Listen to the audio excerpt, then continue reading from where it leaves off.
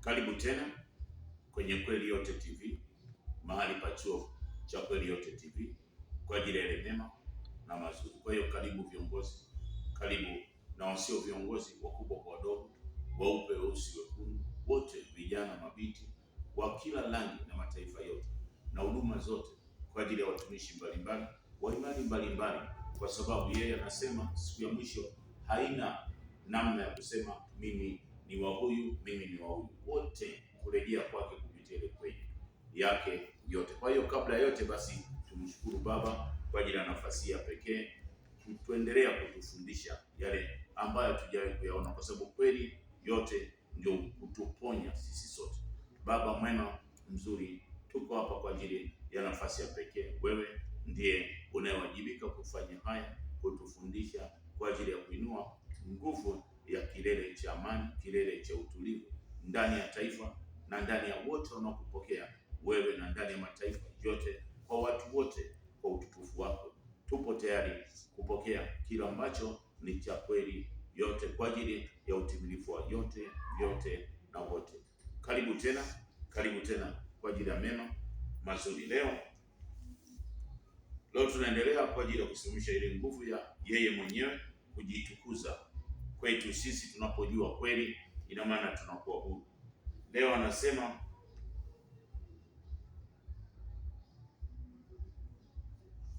jibu la uponyaji kwa watu wote wa mataifa yote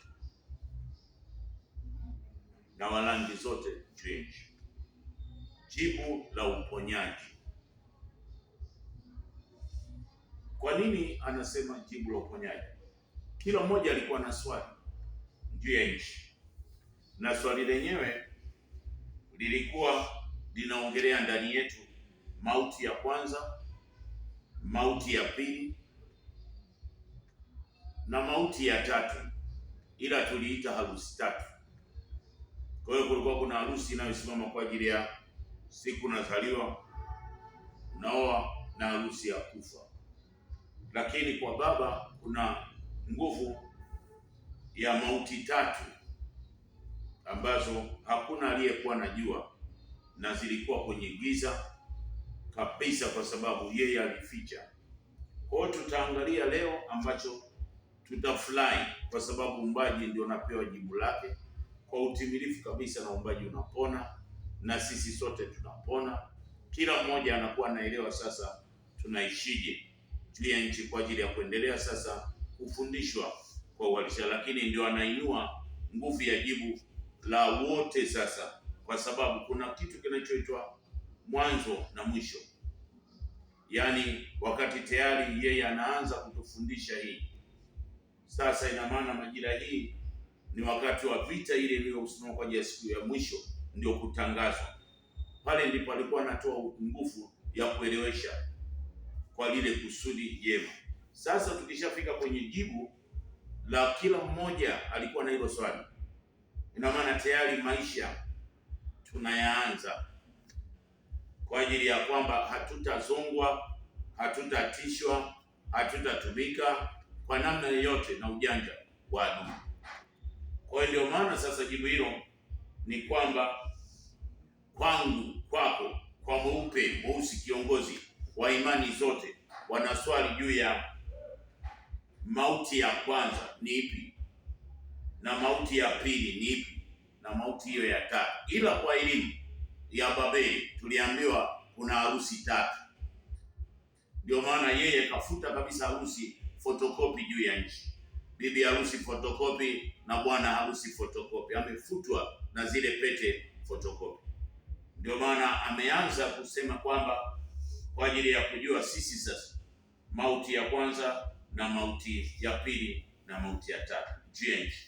Kwani mauti ya kwanza ni nini?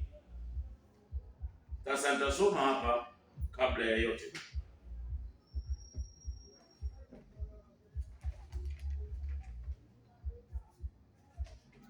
Kwanza kabisa nitasoma kwa sababu nasomea taifa la Kenya kwenye center ya mahali ambapo last revival juu ya nchi inaanzia. kwa ajili ya nguvu ya kutokuwa tena kwenye unabii, kutokuwa kwenye nguvu ya ishara, miujiza. Wote sasa ile maisha ya mbinguni hayana nafasi tena. Lakini natangazia taifa hili Mwanzo ile 25 ule mstari wa 5, Ibrahimu akampa Isaka yote aliyokuwa nayo, lakini wana wa masuria aliyokuwa nao Ibrahimu akawapa zawadi, naye akawaondoa katika mahali alipokaa Isaka mwanaye wakati wa uhai wake, waende pande za mashariki mpaka nchi ya Kedomu. Tunaona nchi ya Kedomu ni Kenya, ila hapo wamesoma kwa ajili ya mfano. Kwa hiyo mashariki ndiyo kwenye Mwanzo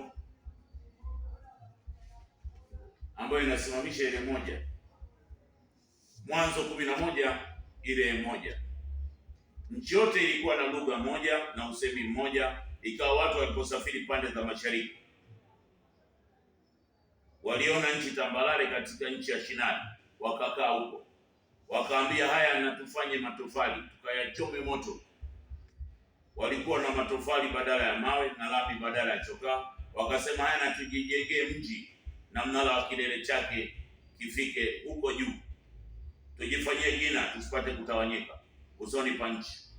Yeye baba akashuka ili aone mji ule na mnara walipokuwa kiujenga wanadamu. Baba akasema, tazama, watu hawa ni taifa moja na lugha moja, wala sasa hawatazuiliwa kufanya jambo lolote. Haya, na tushuke tuwachafulie usemi wao, ili wasisikilizane maneno wao kwa wao. Ndio maana unaona taifa Kenya lina redio kila kaunti, karibia kaunti 47, ni 47 kaunti, lakini ndio mnara uliokuwa kwa. Haya, na tushuke tuwachafulie usemi wao, wasisikilizane maneno wao kwa wao. Basi baba akawatawanya kutoka huko waende usoni pa nchi yote. Kwa hiyo center ya Adam wa kwanza iko hapa. Wakaacha kujenga ule mji, kwa sababu hiyo jina lake likaitwa Babeli, maana hapo ndipo baba alipowachafua lugha ya dunia yote, na kutoka huko akawatawanya waende pa nchi ya usoni.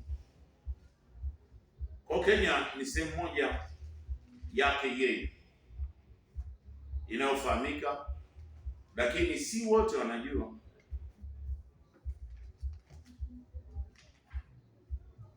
Na hapa Ezekieli, kwa sababu nasoma kwa sababu ya kilele cha jibu la watu wote. Ukishafika kwenye jibu la kilele cha kila kitu, ina maana tayari una address kwa ajili ya watu wote wajue kwamba sasa inatoka wanatokaje. Watu wote sasa wajue na waelewe. Hata wewe hapo ulipo utaongeleshwa, baba atasema na wewe, na watu wote sasa wataanza kusikia kwamba wanasemeshwa kwamba sasa ibada ni hii na ni kweli, hii ndio kweli hii. Kwa hiyo hii mambo ya imani, tumaini, ishara, miujiza imeisha sasa nafasi yake. Kwa hiyo nasoma hapa Ezekieli ili twende moja kwa moja kwenye lile kusudi. Ezekieli 43 ile moja. Kisha akanileta mpaka langoni, yaani lango lile lielekealo upande wa mashariki, na tazama, huo utukufu wa yeye ulitokea kwa njia ya mashariki, na sauti yake ilikuwa kama mshindo wa maji mengi, nayo nchi ilikuwa inang'aa kwa utukufu wake. Na maono niliyoyaona ilikuwa kama maono niliyoyaona nilipokuwa karibu na mji, nayo maono niliyokuwa na ilikuwa kama maono niliyoyaona karibu na mto Kebari.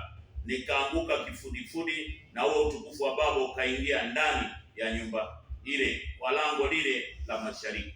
Kisha moyo ukaininua ukanichukua mpaka huo wa ndani. Tazama, utukufu wa Baba uliojaza nyumba hiyo. Nikasikia maelezo yakisema nami tokayo katika nyumba ile. Akasema, hapa, akaniambia, mwanadamu, hapa ni mahali pa kiti changu cha enzi na mahali pa nyayo za miguu yangu, nitakapokaa kati ya wana wote juu ya nchi. Na nyumba hii hawatalinajisi tena jina langu takatifu tena, wao na wafalme wao kwa mambo yao ya kikahaba na kwa mizoga ya wafalme wao katika mahali pao pa juu, kwa kuweka kizingiti chao karibu na kizingiti changu, na mwimo wao karibu na mwimo wangu. Tena palikuwa na ukuta kati ya mimi na wao, nao wamelinajisi sana jina langu takatifu kwa machukizo yao yaliyotenda. Basi kwa sababu hiyo nimewakomesha katika hasira. Basi sasa wayaondoe machukizo. Ndio maana unaona tunaondoa kwa kufundisha sasa. Kwa nini tunasema Kenya? Ili kwenye Zaburi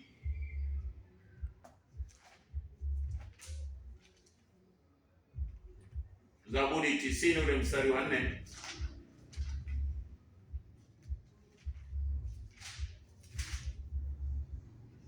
maana miaka 1000 pake yeye, pake kwetu ni siku moja.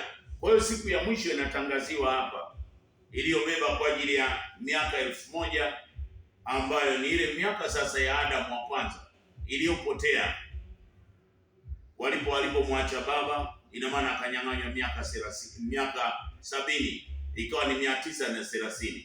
Kwa ile miaka 70 ndio Yeremia 27:5 mpaka 9 anasema, na ile Yeremia 29 ile mstari wa 10 mpaka 14, kwamba wakati wa majira ya baada ya miaka 70 ndio talijia. Kwa hiyo inatangaziwa taifa la Kenya.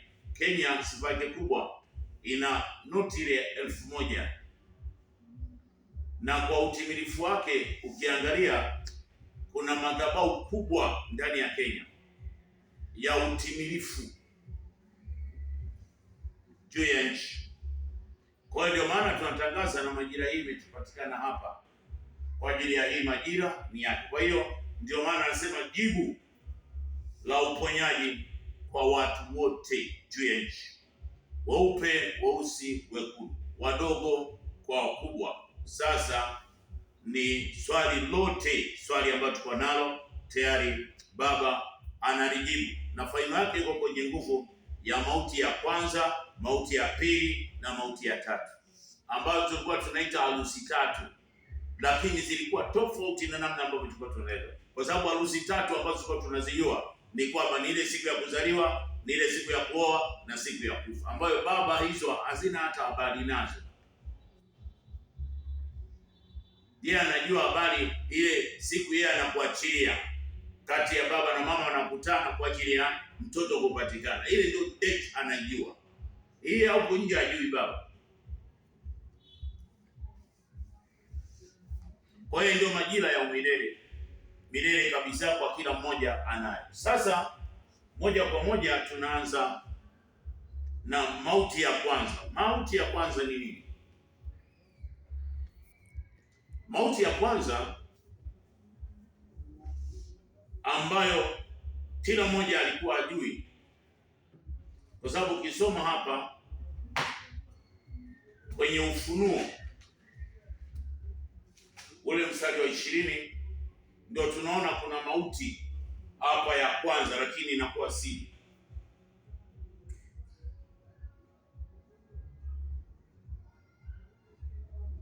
Hapa anasema kwenye nguvu ya Ufunuo 20 mstari wa 5, hao wafu waliosalia hawatakuwa hai hata ili itimie ile miaka 1000. Huo ndio ufufuo wa kwanza, ili mtakatifu na yeye aliye na sehemu katika ufufuo wa kwanza. Juu ya hao mauti ya pili haina nguvu.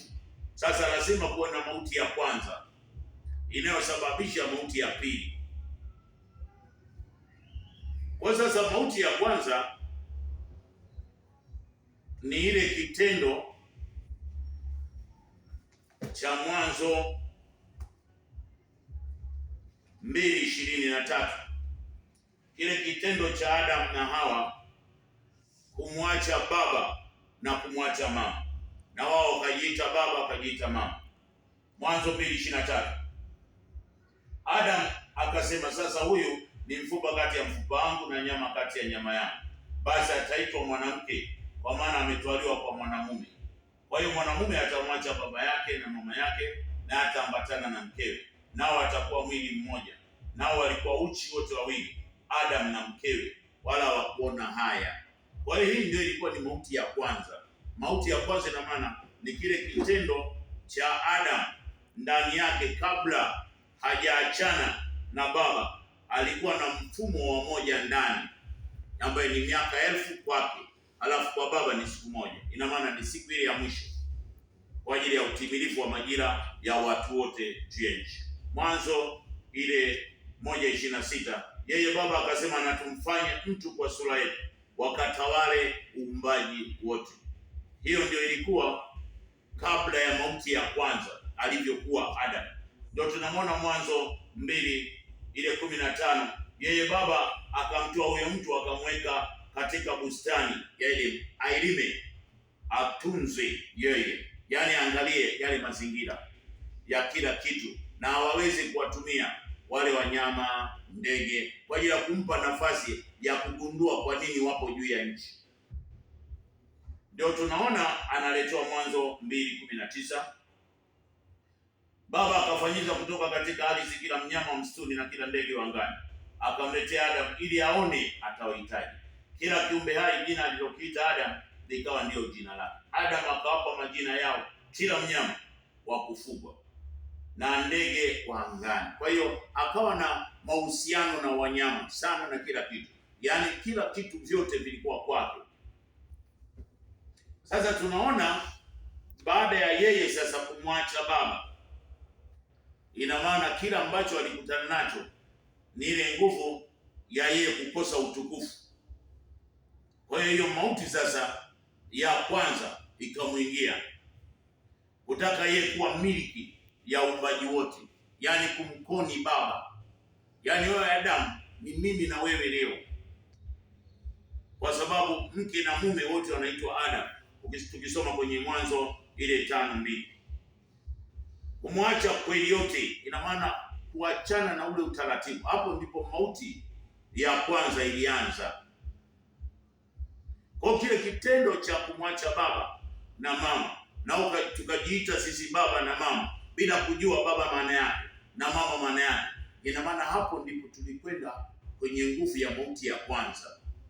Kwa hiyo mauti ya kwanza sasa, kukosa mawasiliano, kukosa mwalimu, kukosa vile vitu ambavyo tayari ulikuwa umepewa wewe, kuvikosa, hauna nguvu tena ya kuweza kuvimiliki. Kwa hiyo tunaona sasa hayo ndio yalikuwa ni matokeo. Kwa hiyo tunaona yeye kumwacha baba maana kweli yote, na kumwacha mama ina maana ni ile mfumo wa majira ya siku 28 kwa mwezi na mwaka wenye miezi 9, kama vile Mwanzo ile 3:20 inasema, na Misali 31 ile 10. Kwa hiyo tunaona baada ya hapo sasa ndio tunaiona mauti ya pili. Kwa hiyo mauti ya kwanza haijawahi kujulikana, kwamba kwa sababu hatujui nani anatakiwa abudiwe, nani tumfuate. Kwa hiyo alipokuja Paulo akaanza kutufundisha mambo ya imani, na wakati Yesu alikuja kwa ajili ya kutufundisha siku ya mwisho itakuwaje na namna ibada zilivyo. Kwa hiyo Babeli akamtengeneza Paulo kwa ajili ya kuja kufunika kila ambacho kilikuwa tayari ndio kinatakiwa kifahamike. Kwa hiyo ikawa sasa hakuna anayejua, kwa sababu Isaya 6 ile 5, 6, 8 mpaka 13 inamuonyesha namna Yesu alivyo. Kwa hiyo hapo ndipo tulipopata mauti ya kwanza, ndio ikatengeneza sasa mauti ya pili. Kwa hiyo pasipo mauti ya kwanza hakuna mauti ya pili. Ndio maana akasema hao hawana nguvu, ya mauti ya pili haina nguvu. Kwa hiyo ile mauti ya kwanza ikishinda, ikiwa tayari tumeshaelewa kwamba baba ni nani, kwa sababu baba ni kweli yote. Mama ni nani? Mama ni mfumo ule wa 28 miezi 9, ndio mwaka creation of human being. Kwa hiyo hapo sasa ndio tunajua mauti hatuna, kwa sababu kumfahamu baba ndio nguvu. Hata tukisoma hapo ili uelewe kwenye Yohana 17 ile 3,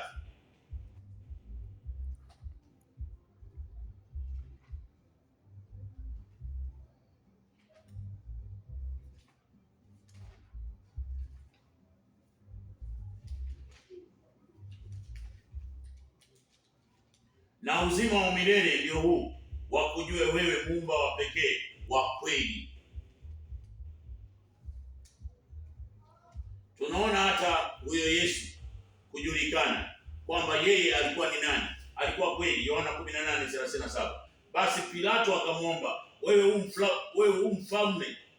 Yesu akajibu, wewe wasema, kwa kuwa mimi ni mfalme. Mimi nimezaliwa kwa haya, kwa ajili ya haya mimi nilikuja ulimwenguni, ili nishuhudie ile kweli.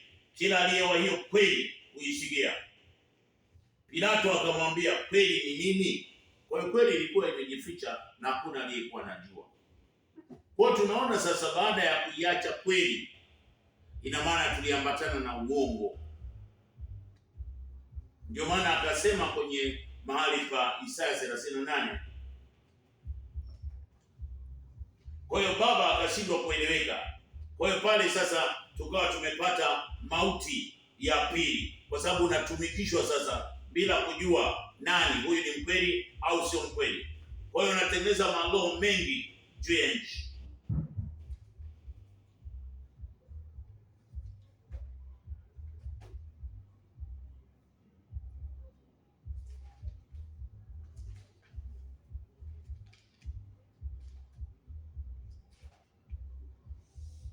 Kwa hiyo hapo sasa ndipo tunaona tunapata hivyo. Kwa hiyo mauti ya pili na yenyewe ni nini? Mauti ya pili ina maana ni ile sasa kitendo cha kila mmoja sasa kukutana na kutumika mara mbili juu ya nchi. Iwe fedha inatumika mara mbili, yaani kutumika, yaani unakisia kile kitumika mara mbili, ina maana ni ile nguvu iliyokwenda sema rohoni, alafu mtawala wa rohoni ni mwingine, kwamba sisi vita vyetu si katika ulimwengu wa huu nyama na damu, bali katika ulimwengu wa roho. Hiyo ndio mara mbili. Kwa hiyo hapo sasa tunaona kuna kiti kopi juu na kuna kingine original. Kuna kila kitu sasa kinakuwa na kopi yake. Sasa kopi akawa anamsumbua original, kwa sababu original hana mahali pake, kwa sababu ile nguvu ya kile kitendo cha kweli kuachwa, ina maana Adam na Hawa umauti ulisimama ndani yao. Kwa tunaona sasa hapa kwenye nguvu ya Mwanzo 5:5, kaburi la Adam ndilo miaka 930. Hili ndilo linasimama kama nguvu ya mauti ya pili juu ya nchi, kwa sababu ibada zote hapo ndio zinaanzia. Kwa hiyo tunaona sasa Habili Mwanzo 4:1-15. Tunaona, unaweza kujiuliza, kwani nani alikufa kati ya Habili na wa kwanza? Tunaona sema ni Habili, lakini Habili ni mtoto, hana chochote, hana nguvu. Walikuwa wanatafuta basement ya mahali ambapo uzazi upo. Sasa uzazi ni Adam. Kwa hiyo alipolala yule Habili hakukuwa shida. Walikuwa wanatafuta tu sasa itakuwaje kwa ajili ya huyu ambaye ndio kapewa mamlaka. Ndio tunaona huyu Habili yeye anafanyika tu kama nguvu ya kutumia damu. Ndio maana matumizi ya damu na yenyewe yalianzia hapo, makafara juu ya nchi. Kwa sababu tunaona hapo kwenye Mwanzo ile 4 ule mstari wa 8, Kaini akamwambia Habili nduguye, twende uwandani. Ikawa alipokuwa uwandani, Kaini akamwinukia Habili nduguye, akamuua. Yeye baba akamwambia Kaini, yuko wapi Habili ndugu yako? Akasema, sijui mimi, ni mlinzi wa ndugu yangu. Akasema, umefanya nini? Sauti ya damu yako inanililia kutoka katika ardhi. Basi sasa imelaniwa ardhi katika hiyo iliyofungua kinywa. Kwa hiyo tunaona sasa hiyo Habili akiwa kama nguvu ya sacrifice, kwa sababu hakuna chochote kinachofanyika juu ya nchi bila nguvu ya damu. Hapo ndipo matumizi ya damu kwa ajili ya watu wote sasa kukamatika. Sisi tulikuwa tunakula damu, tunakunywa damu, tunaishi kwenye nguvu ya maagano. Ndio maana ukienda kwa mganga anakwambia leta kuku, leta jogoo, leta mbuzi, leta ng'ombe. Kuna wengine wanatoa mpaka watu, lakini wanachokitaka ni damu, kwa sababu damu ndio inazunguka kwenye mfumo mkubwa juu ya nchi, kwa sababu ndio umebeba uhai wa kila kitu ndani. Ndio maana ukimwona mtu anakunywa damu, ile moyo wake ulivyo, damu ya mnyama, anakuwa na moyo mwingine kabisa. Tunaona hapa ili tupate uelewa.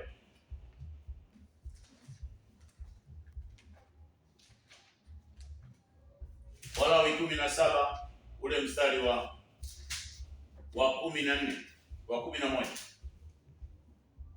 wa 10. Kisha mtu awaye yote wa nyumba hii au miongoni mwa hao wageni wakao kati atakayekula damu ya aina yote, nitakunja uso wangu, sura yangu, na huyo mtu alaye damu, nami nitamkatilia mbali na watu wake, kwa kuwa uhai wa mwili u katika hiyo damu. Kwa hiyo nimewaambia wana wote, hapana mtu miongoni mwenu aliye na ruhusa ya kula damu.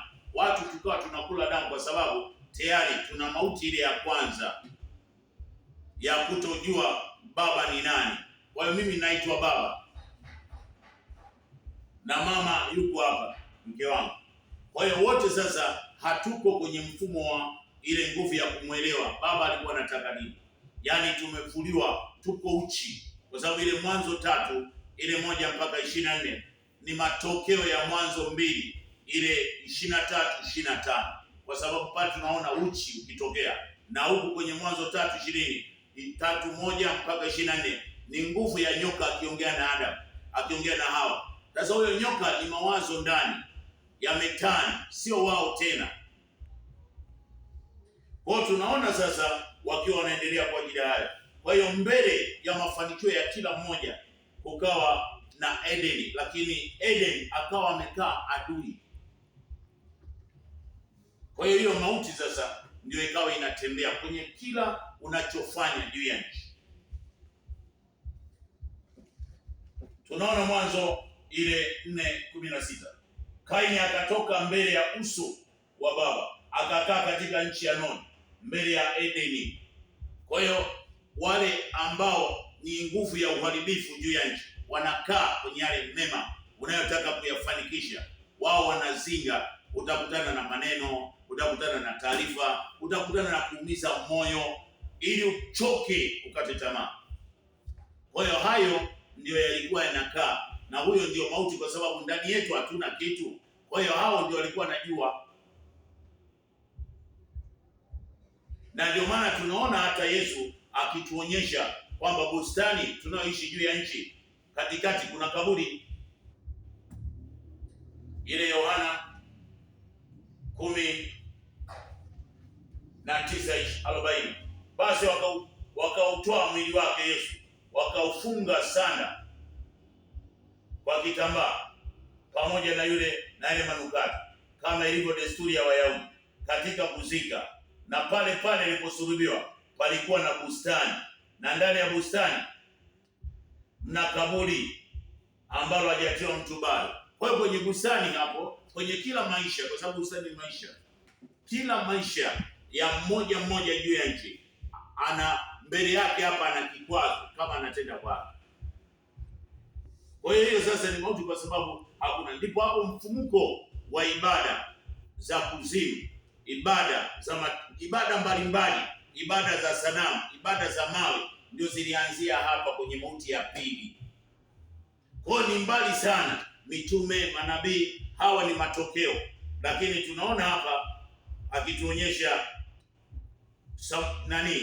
Suleiman. Kwanza tunaanza na nabii Isaya. Suleimani kwanza, Mhubiri 9. Hapo ndipo ibada zote zilianzia. Ndio maana hata kule kwa Yesu utaona leo akikwambia kwamba yote ilianzia huko. Mhubiri 9:4. Kwa kuwa liko tumaini kwa yote aliyeambatana na walio hai, kwa maana ni afadhali mbwa aliye hai kuliko simba aliyekufa. Sasa ndio unajua maana ya kwamba simba ni ile nguvu ya kwamba sasa utendaji wa chochote juu ya nchi, awe mtu anakuwa ni hatari akishaondoka, kwa sababu anatumika kwa yoyote. Mbwa aliye hai kuliko simba aliyekufa, kwa sababu walio hai wanajua ya kwamba watakufa, lakini wafu hawajui neno lolote, wala hawana ijara, maana kumbukumbu lao limesauliwa. na mapenzi yao na machukizo yao na usuda yao imepotea yote pamoja, wala hawana sehemu tena katika jambo lote linafanyika chini ya jua. Kwa hiyo hata hizi bado tunazoziona zilianzia hapa.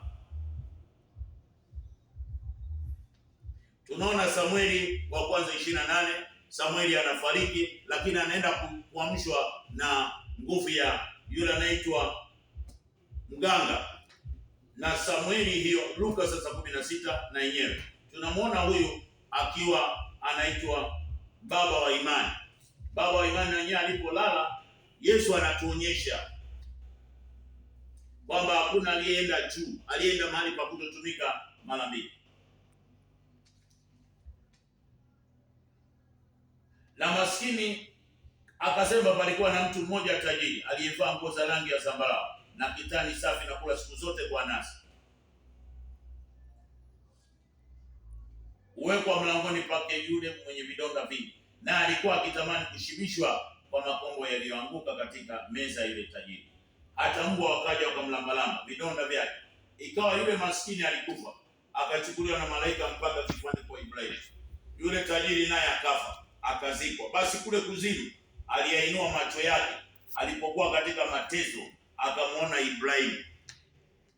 Kwa hiyo tunaona hata Ibrahimu, kwa sababu ya ibada hii kwa ajili ya ile mauti ya pili, ina maana kila mmoja alikuwa anatumika spiriti yake na yeye mwenyewe anakuja kabisa na lile vazi, anakuona huyu ndiye fulani, kumbe sio, huko nyuma kuna mwingine.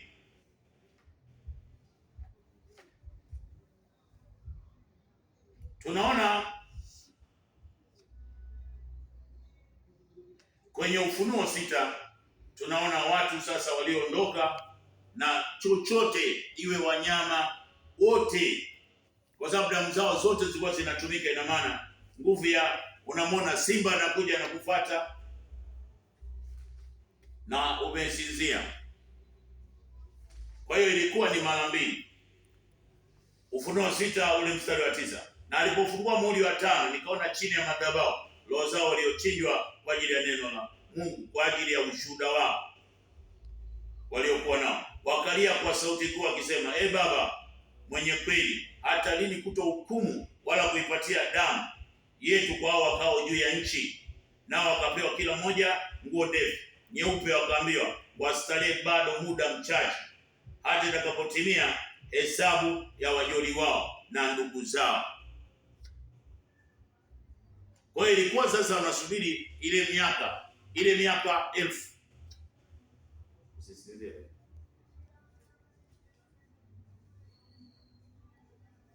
Ni sawa. Asinaona kama tunaona sasa kwenye Isaya 38 anatuonya Isaya kwamba hizi ibada, marafiki, hazifai, zimetengenezwa, sio za baba, hizi za hawa ndugu zetu. Isaya 38:18, kwa kuwa kuzimu hakuwezi kukusifu, mauti haiwezi kukuasimisha, wale washukao shimoni hawawezi kuitarajia kweli yako. Aliye hai, naam, aliye hai ndiye atakaye kusifu. Kwa hiyo mimi na wewe kutoweza kutumika kwa ile mauti ya kwanza, ina maana ili tusipate mauti ya pili, kwa sababu mauti ya kwanza ni ile ambayo hatumfahamu baba ni nani na mama ni nani.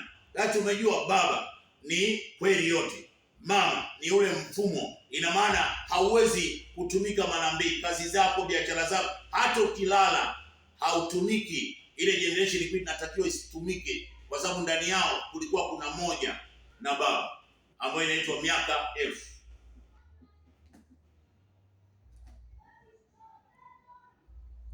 Ndio maana tunaona kwenye Ezekieli 40:37 ule mstari wa kwanza mpaka 28, lakini mimi nitasoma kwa sehemu. Wewe utasoma yote kwa sababu ina maana. Kwa hiyo ilikuwa ni mifupa mikavu,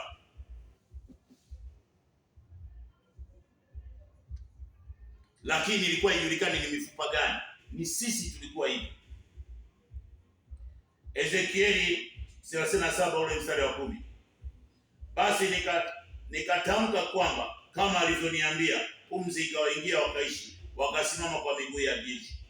miguu yao, jeshi kubwa mno. Kisha akaniambia, mwanadamu, mifupa hii ni nyumba yote ya watu wangu. Tazama, wao husema, mifupa yetu imekauka, matumaini yetu yametupotea, tumekatiliwa mbali kabisa. Basi tabiri uwaambie, yeye Baba asema hivi, tazama, nitafunua makaburi yenu na kuwapandisha kutoka katika makaburi yenu, enyi watu wangu, nami nitawaingizeni katika nchi yenu.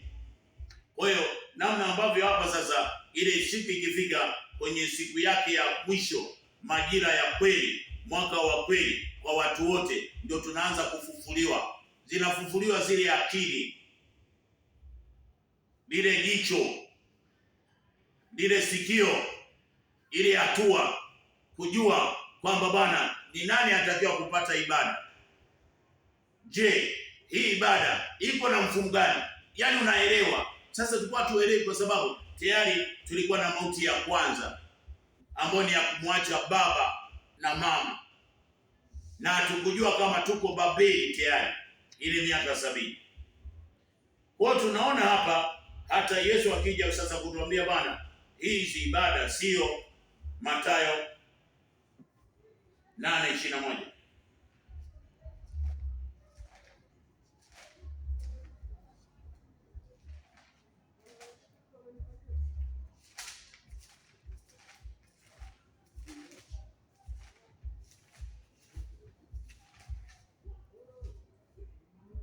Lakini Yesu akawaambia, nifuate, waache wafu wazike wafu wao.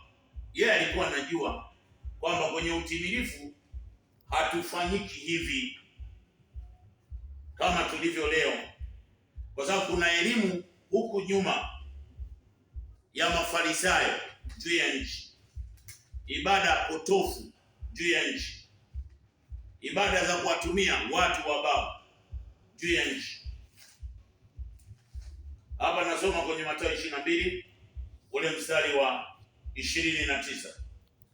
Huyo kweli kwa leo Yesu akajibu akamwambia, mwapotea kwa sababu ya kutokujua maandiko wala uweza wa Baba. Maana Baba sio Mungu wa wafu, bali ni Mungu wa walio hai. Huyo ndiye Baba. Kwa hiyo tunaona hii mauti ya pili. Kwa hiyo tunakuwa sasa sisi tunaweza kudanganywa na yoyote. Hata mganga akajifanya nabii,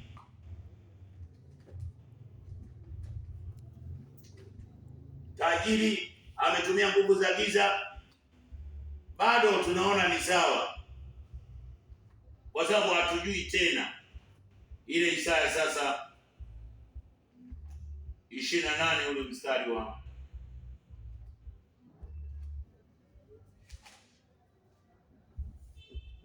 wa 14. Basi sikieni hiki anachotuambia yeye Baba, sisi tuliokuwa tumezalau tunawatawala watu hawa walio ndani ya Yerusalemu, kwa sababu mmesema tumefanya agano na mauti, tumepatana na kuzimu, pigo lifurikao tutakapopita halitatufikia sisi. Kwa maana tumefanya maneno ya uongo kuwa kimbilio letu, tumejificha chini ya maneno yasiyo kweli. Kwa hiyo yeye Baba asema hivi, tazama naweka jiwe. Sasa jiwe ni kweli, kama vile Danieli 2:44 ilivyo simama, kwamba katika wakati huo na majira hiyo Baba atasimamisha ufalme. Hilo ni jiwe ambalo ndio kweli, lakini kwenye majira yetu tunajua ni neno. Sasa neno alivunji mwamba wote wa uongo, kweli yote ndio inavunja hiyo miamba, na agano lenu mlioagana na mauti itabatilika. Tena mapatano yenu mliyopatana na kuzimu hayatasimama, pigo lifurikalo litakapopita. Litapita asubuhi kwa mchana, jioni kwa nuru. Kila wakati itakapopita itawachukueni, maana litapita asubuhi baada ya asubuhi, mchana baada ya mchana, na wakati wa nuru wakati wa jioni, na habari yake itakuwa ya kitisho wakati kama sasa hivi. Kwa hiyo ndio maana nikasema wewe kazi kubwa ni kumlinki mwenzio, inaye apate hizi habari ni za kweli kabisa, sio za kuigiza. Ndipo ambapo sasa Baba, kwa sababu tuliambiwa vitu vingi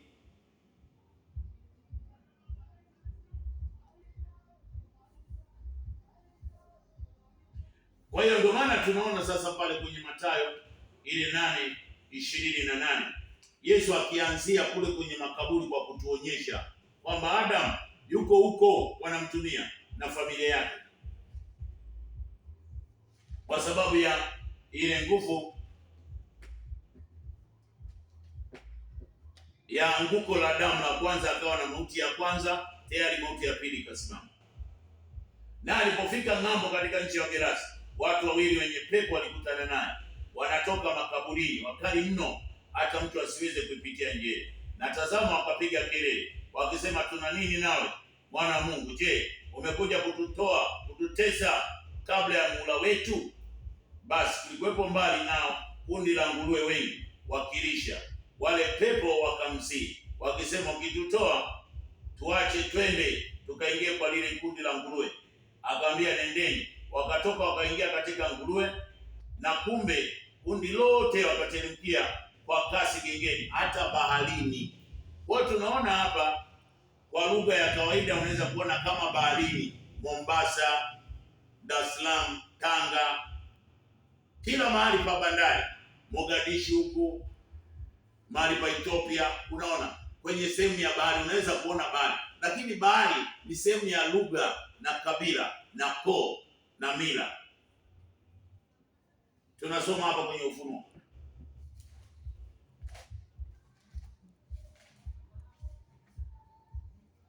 ile Ufunuo 17 ule mstari wa 15, kisha akaniambia, yale maji uliyoyaona hapo aketupwe yule kahaba jamaa, ni majamaa, makutano na mataifa na lugha. Kwa hiyo anatuonyesha sasa Yesu kwamba bwana, hawa wawili hawa ndio waliotengenezwa yale maroho mbalimbali yanaingia kwao, kwa sababu ndio ibada ilianzia kwenye 930. Ibada za ndugu zetu ilianzia pale. Unayoiona hapa juu ya nchi zote zimeanzia pale. Kwa hiyo hata Babeli kwa ajili ya kuanguka anaangushiwa hapa na Baba. Tunaona kwenye Luka ili uone ni kweli.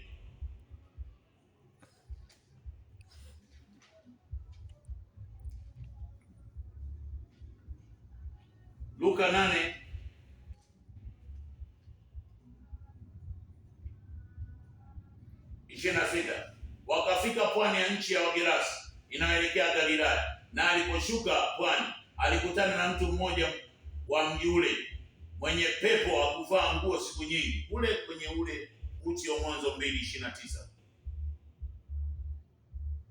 mwenye pepo wa kuvaa nguo siku nyingi, wala kukaa nyumbani ila makaburini. Alipomwona Yesu alipiga kelele, akaanguka mbele yake, akasema kwa sauti kuu, nina nini nawe, Yesu mwana wa Mungu aliye juu? Na kusihi usinitese. Kwa kuwa amemwamuru ile pepo mchafu amtoke mtu yule, maana amepagawa naye mara nyingi, hata alilindwa kifungoni na kufungwa minyororo na pingu, akavikata vile vifungo, akakimbizwa jangwani kwa nguvu ya yule pepo mpaka utimilifu. Yesu akamwambia, jina lako ni nani? Akasema, jina langu ni Jeshi, kwa sababu pepo wengi wamemwingia. Wakamsihi asiwaamuru watoke kwenda shimoni, bali hapo palikuwa na kundi la nguruwe wengi wakilisha shimoni. Wakamsihi awape ruhusa kuwaingia, wale akawapa ruhusa. Pepo wakamtoka mtu yule, wakaingia ndani ya wakawaingia nguruwe, nalo kundi lile likateremka gengeni kasi, wakaingia ziwani. Kwenye haya matabaka sasa tulionayo, tunaona hiyo Luka, hiyo Marko 5, uone ni mapepo mangapi kwa ajili ya vizazi hivyo vingapi. Marko 5 ule mstari wa kwanza, wakafika ng'ambo ya bahari mpaka nchi ya Gerasi, na mpaka walipokwisha kushuka chomboni, mara alikutana na mtu ambaye ametoka makaburini, mwenye pepo mchafu, makao yake yalikuwa pale makaburini, walakini wala hakuna mtu yeyote asiyeweza kumfungua tena hata kwa minyororo, kwa sababu alikuwa amefungwa mara nyingi kwa pingu na minyororo. Akaikata ile minyororo, na kuzivunja vunja zile pingu, wala hakuna mtu aliyekuwa na nguvu za kumshinda siku zote. Usiku na mchana alikuwepo makaburini na milimani kule wanapoenda kufanya ibada mbalimbali, akipiga kelele na kujikatakata kwa mawe. Na alipomuona huyo Yesu kwa mbali, alipiga mbio akamsujudia, akapiga kelele kwa sauti kuu, akasema, nina nini nawe Yesu mwana wa Mungu aliye juu, na kuapisha kwa Mungu usinitese. Kwa sababu tayari alikuwa bado majira haijatimia, kwa sababu amemwambia, ewe pepo mchafu mtoke mtu huyu. Kwa alikuwa anatufanya, kwa sababu ilikuwa ni nguvu ya unabii. Kwa hiyo alikuwa anatuonyesha namna nguvu ya mapigo ya watu wanaotumia mapepo juu ya nchi. Akamuuliza, jina lako ni nani? Akasema, jina langu ni Legion, kwa kuwa tu wengi. Akamsihi sana asiwapeleke nje ya nchi ile. Kwa hiyo walikuwemo humu, na hapo milimani palikuwa na kundi kubwa la nguruwe wakilisha pepo. Wote wakamsihi wakisema, tupeleke katika nguruwe tupate kuwaingia wao. Akawapa ruhusa waende. Pepo wachafu wakatoka wakaingia katika wale nguruwe, nalo kundi lote lilitemka kwa kasi gengeni, wakaingia baharini, wakapata 2000. 2000 ndio hii unayoiona, miaka 2026.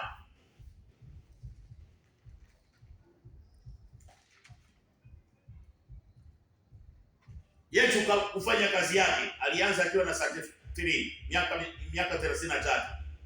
Kwa hiyo ukitoa hapa kwenye 2026 na haya mapepo haya, ukitoa hapa 33 unapata 7.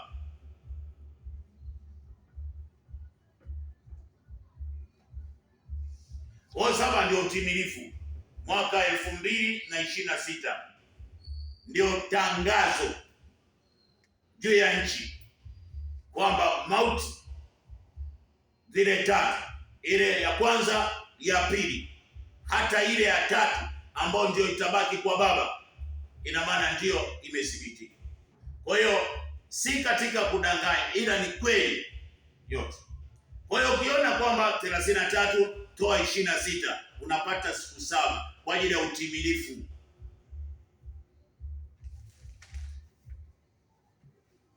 Ndio maana imeandikwa hapa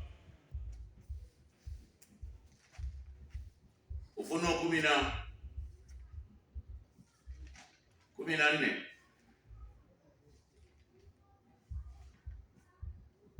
ule mstari wa 6. Kisha nikaona malaika mwenye nguvu akiruka katika mbingu, mwenye injili ya umilele, akahubiri hao wakao juu ya nchi, na kila taifa na kabila na lugha na jamaa, akisema kwa mamlaka, mcheni Baba na kumtukuza yeye, maana saa ya hukumu yake imekuja. Msujudieni yeye aliyeziumba mbingu na nchi. Kwa hiyo mauti sasa ya pili ilileta vita sana. Kwa hiyo tunaona sasa kwa kutimiza hapa,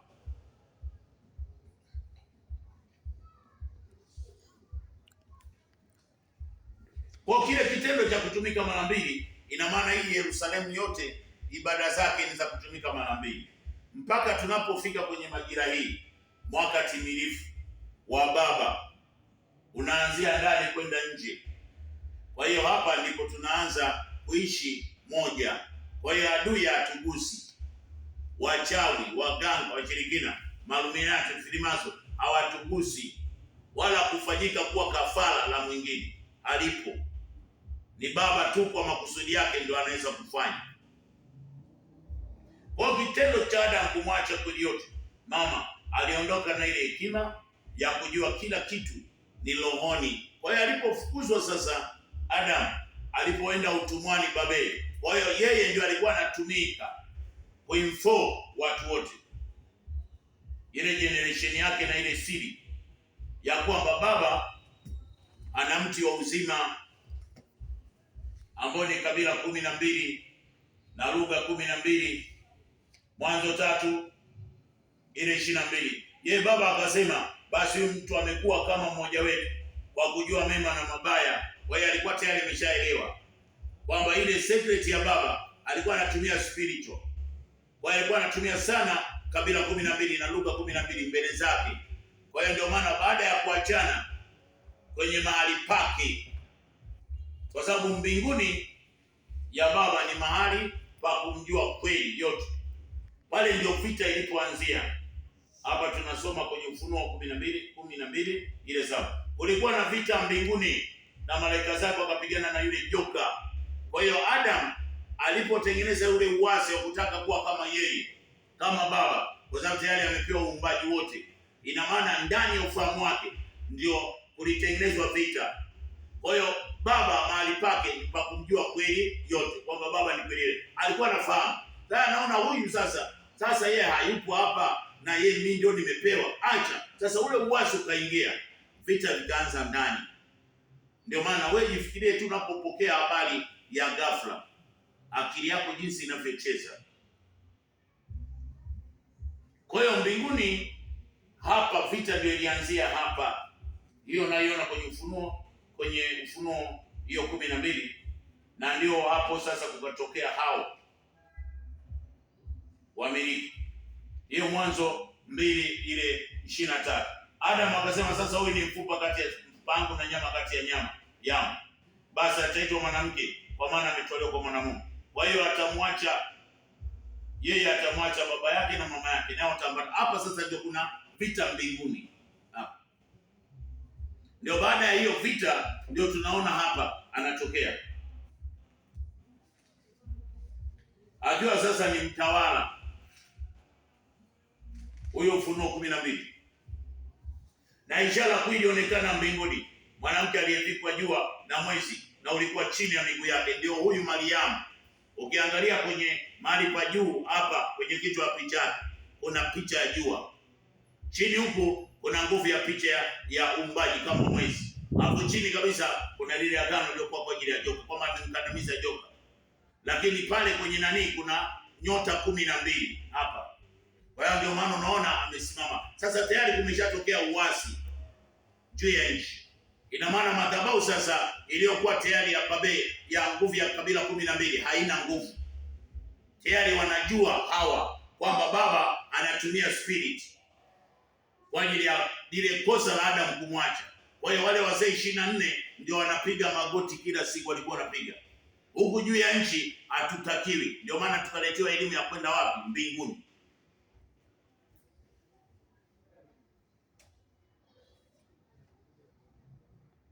Alipofahamu kwamba vitu vyote sasa vinatumika kuwa jeshi, basi akataifishwa uumbaji wote. Kwa hiyo ukachukuliwa na adui. Kwa hiyo mauti ya pili ikaendelea kumtumikisha yeye sasa. Yani ndio maana unaona wana ibada hizo za miti. Tulikuwa tuna ibada za miti, za mawe, za watu waliolala, waliokufa, yani ng'ombe. Zaburi ya 119:91. Kwa hukumu zako vimesimama imara hata leo, maana vitu vyote ni watumishi wako. Kwa hiyo aliye hai, aliyekufa, wote walikuwa ni watumishi. Kwa hiyo zote zikawa ni spiriti kwa sababu ya lile anguko kule la Adam. Tunaona kwenye Zaburi 4, Zaburi 8. Tunamwona huyu Adam 8:4. Mtu ni kitu gani hata umkumbuke, na binadamu hata umwangalie? Umemfanya mdogo kuliko punde, umemvika taji ya utukufu na heshima, umemtawaza juu ya kazi za mikono yako, umevitia vitu vyote chini ya miguu yako. Kwa hiyo alipochukua hiyo nafasi akataka kuwa Mungu yeye, Adam, si shetani. Yaani akili ndani uvurugika, ndio shetani unakuwa. Kwa hiyo shetani hana mfumo, ni formless. Ni namna wewe unavyofikiri ndani yako ndio shetani unaanza kutokea. Kwa hiyo ukifikiri yale mabaya, basi huyo atakuwa shetani mkubwa. Kwa hiyo roho nyingi zimetengenezwa na sisi, na adui anacheka tu, anasema hawa ni watawala. Sasa na umeshamwacha baba, wana mauti ya kwanza na tayari wana mauti ya pili. Babeli akawa anatutumikisha. Babeli ina maana ni maparaganyiko, kutosikilizana, lugha kwa lugha, kabila kwa kabila, taifa kwa taifa. Hapa unavyoona, baada ya kuteka majira, kwamba baba ana mwaka wenye miezi 9 mkononi mwake, tunajulikana, tuko na kila kitu. Alipotuachilia hapa, baada ya wao waite mwaka wenye miezi 9, waliita miezi 9 tu peke yake, alafu mwaka wakawa wanautumia huko nje. Kwa hiyo tukawa nusu mbili.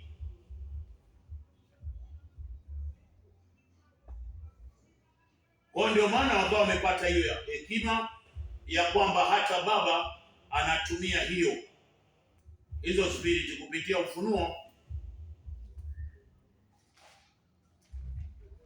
ile 4.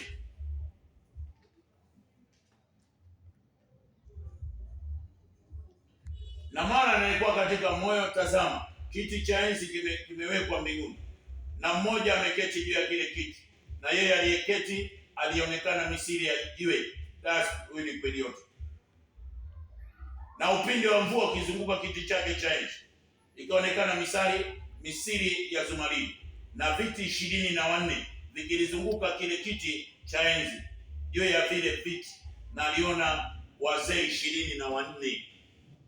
Kwa hiyo hao ndio walikuwa wanatoa ibada juu ya nchi.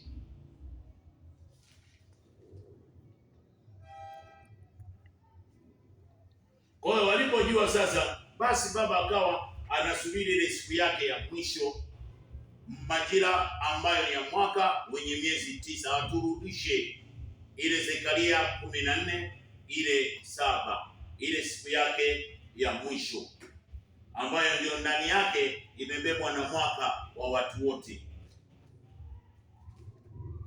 ili sasa aje atuonyeshe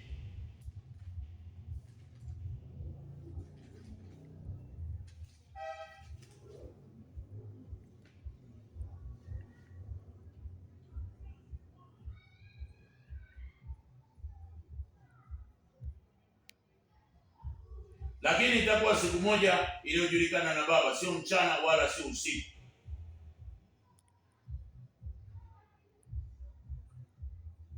Lakini itakuwa ya kwamba wakati wa jioni kutakuwa nuru.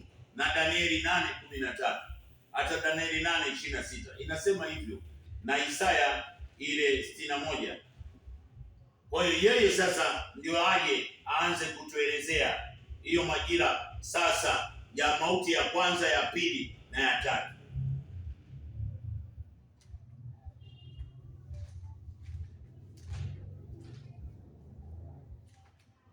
Isaya 61.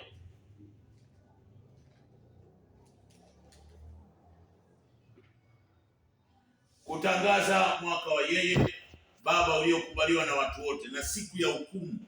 Kwa hiyo mwaka ndio umebeba siku ya hukumu. Siku ya hukumu ina maana ni kuhukumu uongo wote uliosababisha kuleta roho chafu juu ya nchi. Hiyo ndio hukumu ya baba. Kwa hiyo tunaona tayari imepatikana na mwaka na majira yenyewe, ndio hii kalenda ya watu wote juu ya nchi, mwaka wenye miezi 9. Kwa hiyo tunaona sasa kwenye Ufunuo sasa kwa ajili ya kuiona ile mauti sasa ya tatu. Mauti ya tatu iko kwenye Ezekieli 3.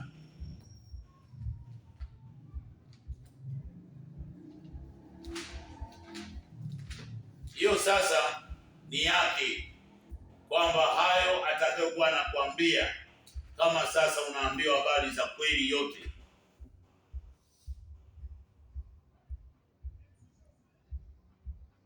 Inaanza na 3:4. Akaniambia, mwanadamu, haya waendee watu wote ukawaambia maneno yangu, maana wewe ukutumwa kwa watu wa maneno mageni. Ndio maana niko hapa kwa ajili ya Kenya na Afrika na uumbaji wote, bali kwa nyumba ya Israeli, si kwa kabila nyingine wenye maneno mageni na lugha ngumu, ambayo huwezi kufahamu maneno yao. Bila shaka kama ningekutuma kwa watu wao wangekusikiliza, bali nyumba hii hawatakusikiliza. Ndio maana unaona walikuwa kwenye nguvu ya hukumu.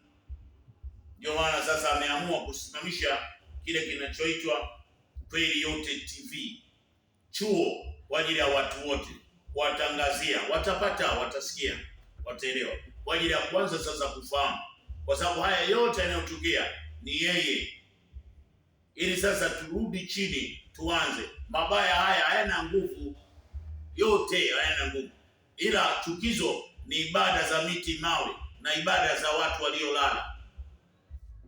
Hizo sababu ndio zimebeba madhabahu juu ya nchi mbaya. Mimi maana nasema wana vipaji vigumu na mioyo yao. Tazama, nimeufanya sura yako kuwa mgumu juu ya sura zao, na kipaji chako kuwa kigumu kama zaidi ya almasi. Kwa hiyo nawaambia kwa maneno mazuri kabisa ambayo ni Baba. Sasa 16 utasoma yote. Hata itakuwa mwisho, ikawa mwisho wa siku ya 7, kweli akanijia na kusema, mwanadamu, nimekuweka kuwa mlinzi juu ya nyumba hii. Basi sasa sikia litokalo katika kinywa changu, ukawape maonyo haya yatokayo kwangu. Nimwambiapo mtu mbaya, hakika utakufa, wewe usimpe maonyo, wala usemi na huyo mtu mbaya, ili kumwonya kusudi aache njia yake mbaya na kujiokoa moyo wake. Yule mtu yule mbaya atakufa kwa uovu wake, lakini damu yake nitaitaka mkononi mwako.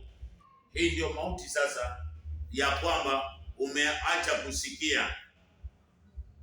Hawezi tena kutumika mara mbili, ila ni lazima uchapwe. Hii sasa inabaki mikononi. Mauti ile ya 3 ya mtu kufa inabaki kwake Baba, ili kila mmoja amheshimu, kwa sababu yeye ndio anajua namna ya kumtoa uhai. Atakuwa anafahamu namna mtu kumtoa uhai. Kwa hiyo hizo ndiyo mauti 3. Kwa sasa tunaona hapa kwa kutimiza ili Ufunuo 20 ule mstari wa kwanza,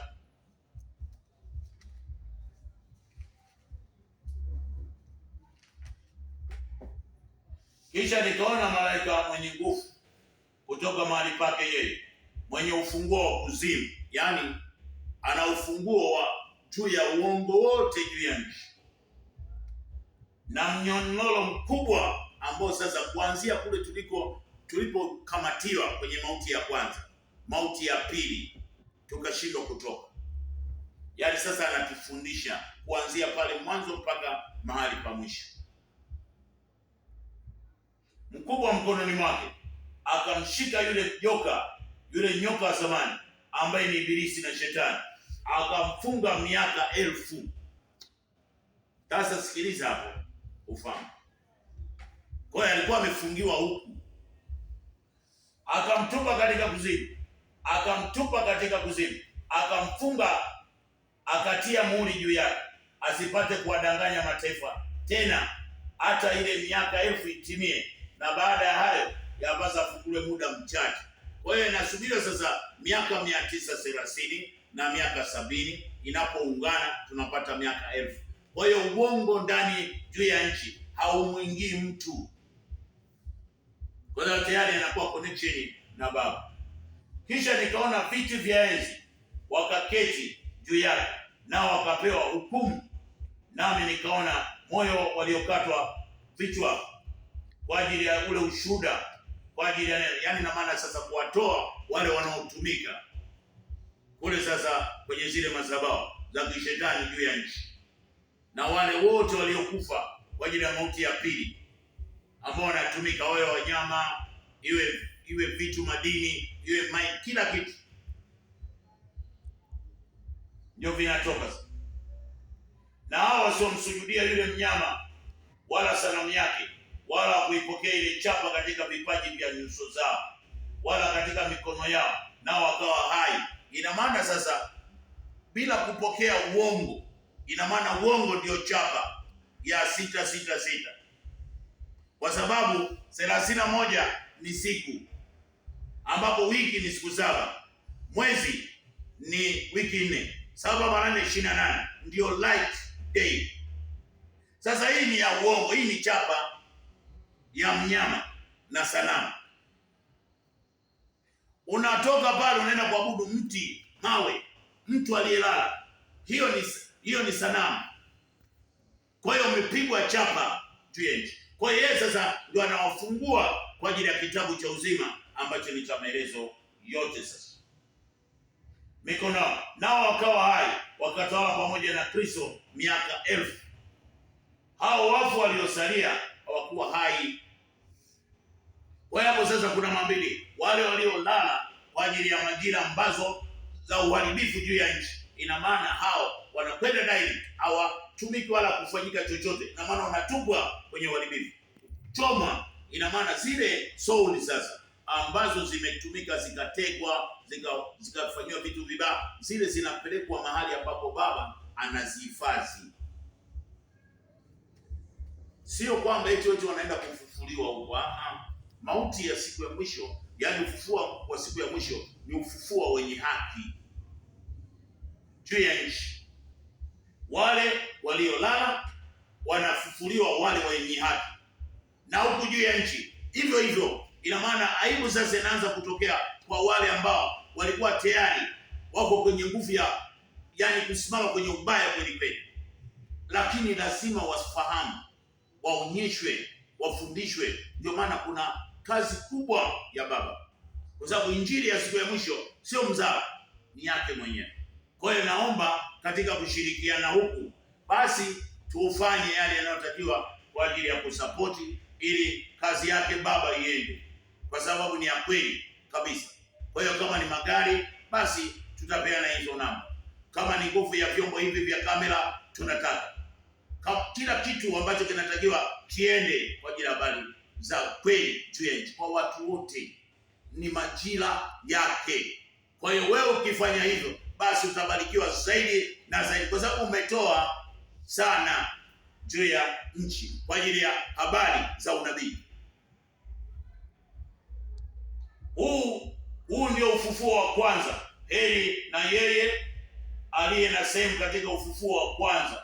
Juu ya hao mauti ya pili haina nguvu. Kwa hiyo tukishajua ile mauti ya kwanza, hii mauti ya pili haina chochote. Kwa sasa watu wote sasa hawawezi kutaabika kwamba injili za utajua mbinguni ni wapi, hizi ishara zinafanya nini.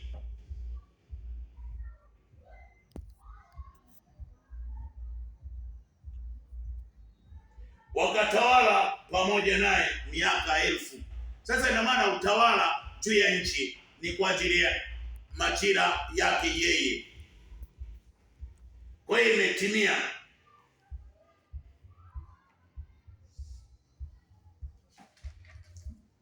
Kwa mimi sasa ina maana ni kuishi maisha marefu yasiyo na utaabishaji kwa ajili ya yani tumiliki, tutawale juu ya nchi, tulime, tutunze. Vijana wasome wakaelimike, wasisome kwa sababu ya kazi. Kazi zimo ndani yao, vipawa, kalama, viwekezo viko ndani yao, sio kutafuta kazi.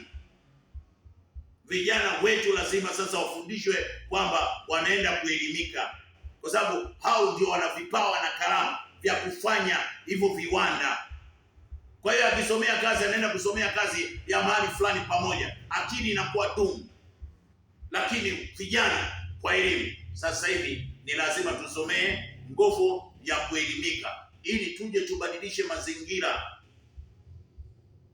ya Afrika na mataifa yote, kwa sababu hakuna tena ibada ya mbinguni itakayokuwa inatumika au inapokelewa. Kwa sasa sisi kwetu ni kuheshimiana sisi kwa sisi, ile upendo Baba ameondoa kabisa. Kwa hiyo ili uweze kuishi vizuri juu ya nchi, kumbuka lazima umheshimu mdogo, umheshimu mkubwa, umheshimu kiongozi na ya uheshimu taifa kwa taifa, umheshimu mfanyabiashara kumfanya biashara mwenzio. Kuheshimiana, yani unachotaka wewe ufanyiwe na yeye anataka. Kwa hiyo kumekuwa pengi sana kwa sababu ya yale mawazo mabaya tuliyokuwa nayo, kuwaziana vibaya. Kwa hiyo sasa hiyo inakuwa ni kazi kubwa ya yeye baba sisi kuendelea kutufundisha kwa ajili ya haya, na maana ni kutunza kwa bidii muda, kutunza kwa bidii baraka na kujaa kushukuru. Hilo ndilo kusudi kubwa kabisa kwa ajili ya ufalme wake. Leo umejua mauti ya kwanza baba ameifuta, mauti ya pili baba nayo ameifuta. Kwa hiyo hutasikia mtu akikutumia mambo mara mbili. Letu labda uwe na mambo mengi, lakini kwa uhalisia kama utakuwa unajifunza, ina maana mabadiliko ni makubwa sana. Kwa hiyo namshukuru sana baba, namshukuru sana Kweli Yote kwa ajili ya wale mnaofuatilia Kweli Yote TV kwa ajili ya chuo cha kweli. Ina maana baba amewabariki, baba amewainua, taifa limebarikiwa, rais ameheshimiwa, atakwenda juu, na marais wote wanaotumika kwa ajili ya Afrika na kila kiongozi ameinuliwa, amekwenda juu kabisa. Kwa hiyo ni baraka na utukufu na wananchi, kwa sababu maisha tuko nayo juu ya nchi. Kwa hiyo wewe ni kumuunganisha tu mwenzio basi, ili wote tufahamu. Alafu baada ya kutoka kwenye makurusedi, tunapotaka kuanza sasa kwa ajili ya kurusha moja kwa moja live, basi itakuwa ni baraka. Yeye baba mwaminifu ametubariki, na wewe unayesikia umebarikiwa, unayefuatilia umebarikiwa, wote hata sisi tulioko hapa tumebarikiwa. Kwa hiyo atukuzwe baba, arudishiwe heshima na utukufu. Tumetunzwa juu ya nchi. Karibu Kweli Yote TV kwa mara nyingine tena kwa utukufu wako.